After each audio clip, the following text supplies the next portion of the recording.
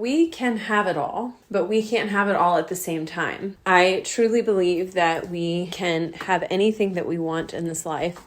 It's our birthright. And what I've learned is that you just can't have it all at the same time. And here's what I mean by that. We are all wanting to break through to our next level. That's why we're doing the work. That's why we're setting these goals. That's why we're pushing ourselves. And what I mean by having it all at the same time is, for example, like I can't be spending quality time with my kids at the same time that I'm working with clients or that I'm spending time with my partner, like how we went on a bike ride this morning, or at least the kind of bike ride we went on. We do go on bike rides with the kids, but not that kind of bike ride.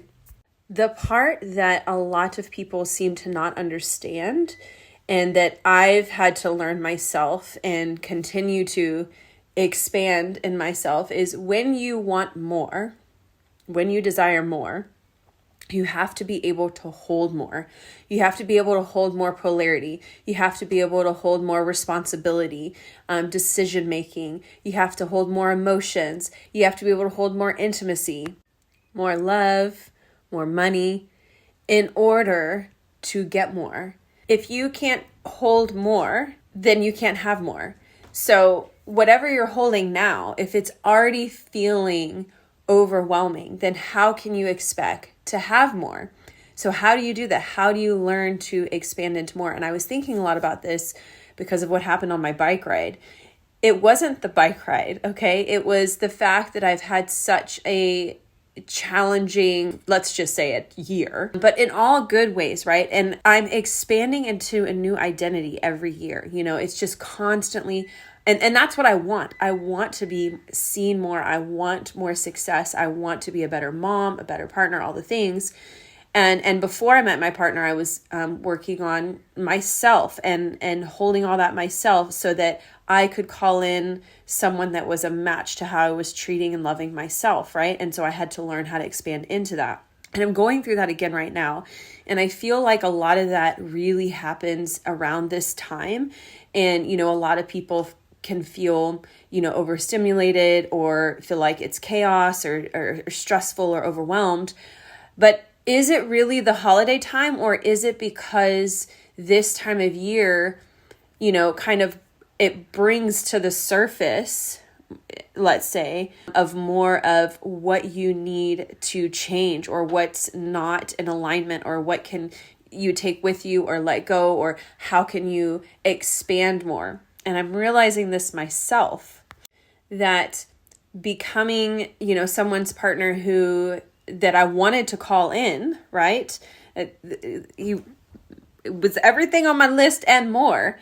But it comes with a lot of responsibility, and I'm expanding into that version of myself. And when I felt that overwhelmed today, and I've felt it like off and on the last couple of weeks, what I realized when I was in the shower today, as you do, is it's not that I'm overwhelmed with the situation. What it is I am not serving myself in the way that I would like. Meaning like there's bits and pieces of, you know, self-love that I'm not filling up my cup, if you will. The other side of this is that I'm really lacking the clarity of where I want to go. And I need to sit and allow myself to really get clear on what it is that I want more of. So I'm sharing all of this to invite you to really hone in on what is it that you want more of, and what is it that you're willing to expand into and stretch yourself into to have more of that, because it does come with more. And are you willing to have the responsibility that comes with success? Because I don't care what anyone tries to say on this internet thing. Anyone with success, it comes with more. And if they try to say that it doesn't come with more and it's just all easy peasy, flowy, lemon squeezy, they're either straight up lying to you, okay? Two, they're not truly successful, which is another way of lying to you, or they're in straight denial. Because let me tell you, I have been intentional about the people that I have spent time with this year, and I've really stretched myself and people that I've hung out with. And these women who are not online coaches like me, they have like actual physical store type businesses and incredible investment portfolios. And because I wanted it modeled to me of what was possible, of having it all, but not having it all at the same time, and seeing how they do it and how they conduct themselves, and, what, kind of businesses that they're investing in and why. And it's just, it's very expansive for me to see what else is out there. And it's led to so many different things for me this year. But I'm just saying that because, there's definitely this movement, I feel like, of this feminine energy of like, that you don't have to work hard, and that you don't have to, I don't know, like it just feels like you can just sit back and, a lot of days not work and just do it when you feel like it.